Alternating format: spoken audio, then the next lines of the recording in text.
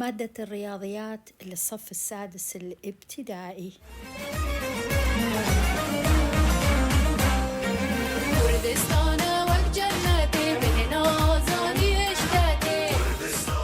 قاعدة قسمة الأعداد هي نفس قاعدة ضرب الأعداد. عند قسمة عددين إذا الإشارة كانت نفسها ما تغيرت إذن الناتج يكون موجب. إذا كانت الإشارة مختلفة تغيرت من عدد العدد إذن الناتج يكون سالب. أجد ناتج القسمة. سؤال الأول، عندي عددين، هذا العدد موجب وهذا العدد موجب، إذن الإشارة نفسها ما تغيرت إذن الناتج يكون موجب، يعني 49 تقسيم 7 موجب 7. السؤال الثاني، عددين، العدد الأول سالب والعدد الثاني سالب، إذن الإشارة نفسها ما تغيرت إذن الناتج يكون موجب. 15 تقسيم 3 يساوي 5 موجب 5.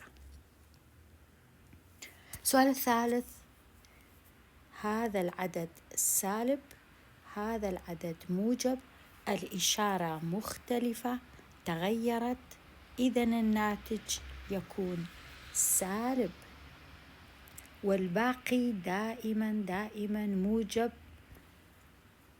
الباقي ما له علاقة بالناتج، دائما يكون موجب.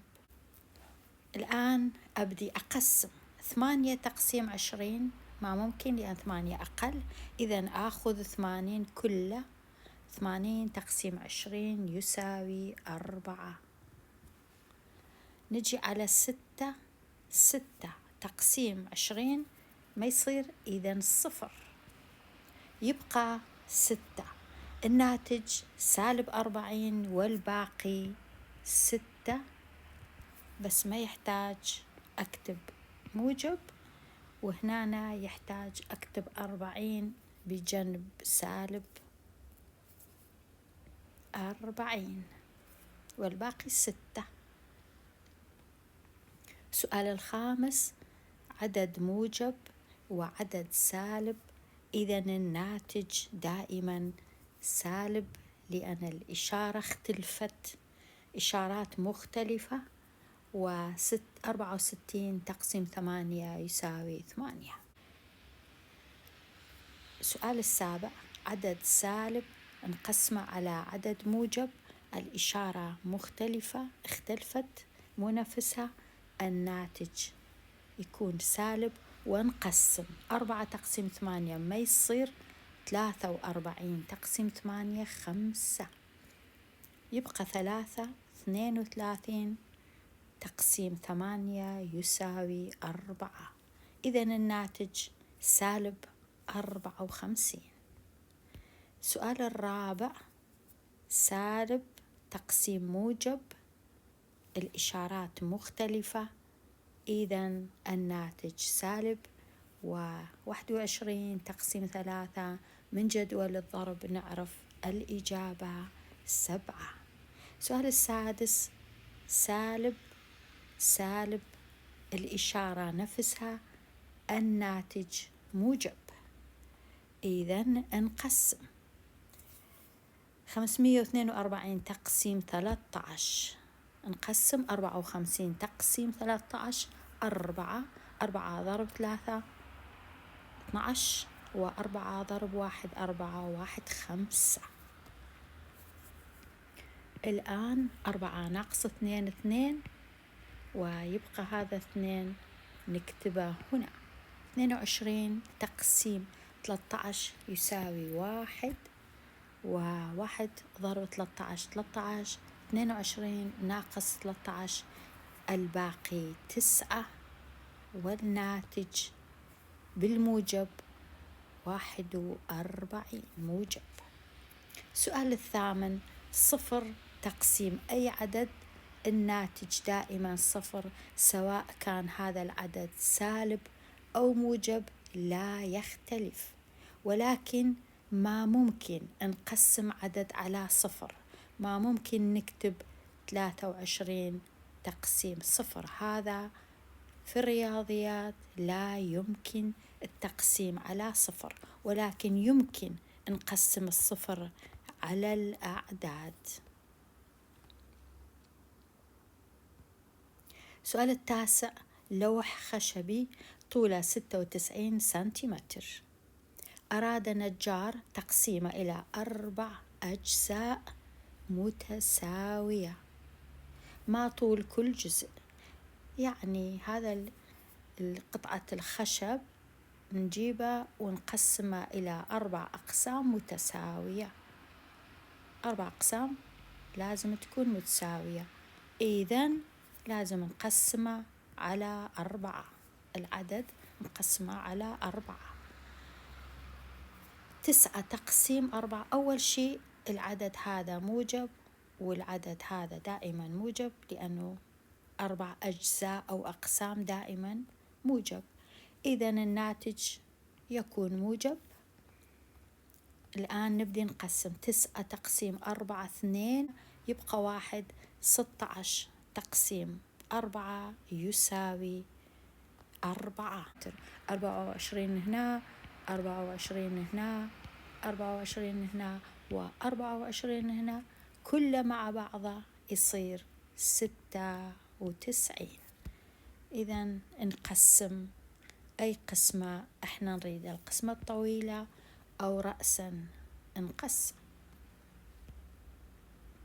أتحدث كيف أجد ناتج القسمة سالب 27 تقسيم سالب 3، لأن العددين لهما نفس الإشارة، ما اختلفت الإشارة، إذن الناتج دائما موجب، وأقسم 27 على 3، الناتج يساوي 9. أجد ناتج القسمة. سؤال 10، 18 تقسيم سالب 3، لأن هنا موجب وهنا سالب، الإشارة اختلفت، إشارتان مختلفتان، إذن الناتج سالب، و18 تقسيم 3 يساوي سالب 6. سؤال 12، إذن نفس الشيء موجب وسالب، النتيجة عدد سالب، و48 تقسيم 12 سالب 4. سؤال 14، هذا العدد سالب، هذا العدد سالب، الإشارة نفسها، إذن الناتج موجب، ونبدأ نقسم. 15 تقسيم 8 1، يبقى 7. 78 تقسيم 8 9، ويبقى والباقي 6. سؤال 11، عندي سالب هنا سالب هنا، نفس الإشارة، إشارة نفسها، الناتج موجب 3. سؤال 13، 0 تقسيم أي عدد كان، النتيجة 0 بدون إشارة. سؤال 15، عندي سالب صار موجب، إشارات مختلفة، إذن الناتج يكون سالب، ونبدأ نقسم. 16 تقسيم 6 2، 2 ضرب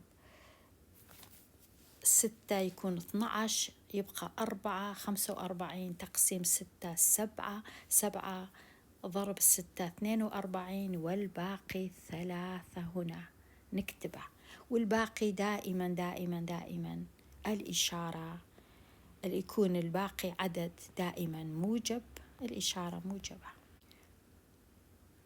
سؤال 16، وزع عامل في أحد المصانع 880 من كرات الزينة بالتساوي على 22 صندوقا، ما عدد الكرات في كل صندوق؟ إذن عملية القسمة 880 كرات الزينة، العدد موجب، 22 صندوق العدد موجب، إذا الإشارة نفسها ما تغيرت، الناتج يكون دائما موجب. ونبدي نقسم 88 تقسيم 22 4 وصفر تقسيم 22 صفر، إذا في كل صندوق موجود 40 كرات زينة. أكتب ثلاثة جمل عددية للربط بين الضرب والقسمة، وهاي كلش ضرورية إنه أني أنتبه.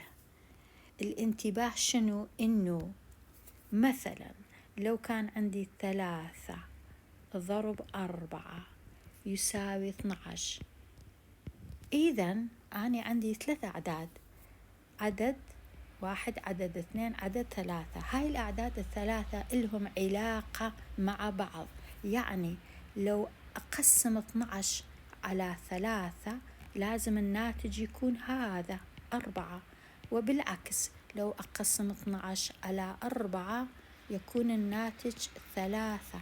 إذا نشوف هاي الأعداد تتكرر هي نفسها، ما عندي غيرها. 3 4 12 12 3 4 12 4 3. إذا أكو علاقة بين الضرب والقسمة، القاعدة نفسها في الضرب وفي القسمة. مثلا أنا لو أخلي -4 هنا وأضربها في -8، النتيجة أو الناتج لازم يكون موجب 32، لأنه الإشارة نفسها ما تغيرت، سالب لازم يكون الناتج موجب.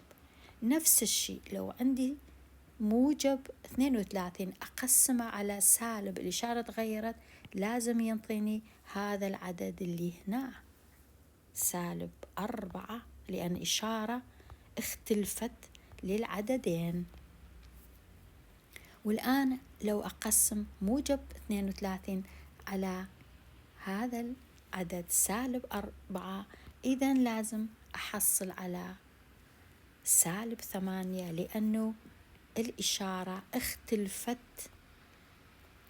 فلازم أشوف وأعرف الربط بين الضرب والقسمة هي نفس القاعدة.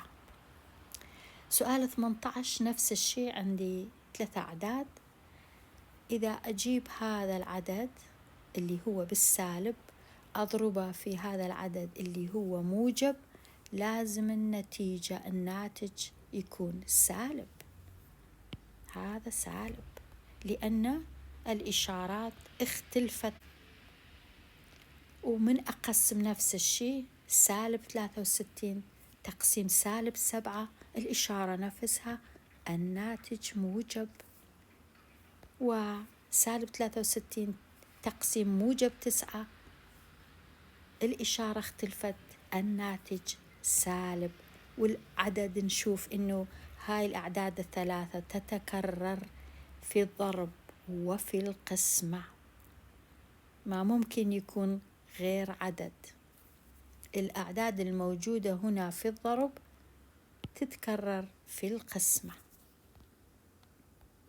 سؤال 19، نزلت غواصة إلى عمق 320 مترا تحت سطح الماء على 4 مراحل متساوية، كم مترا نزلت في كل مرحلة؟ يعني هذا سطح البحر وعندي غواصة، مثلا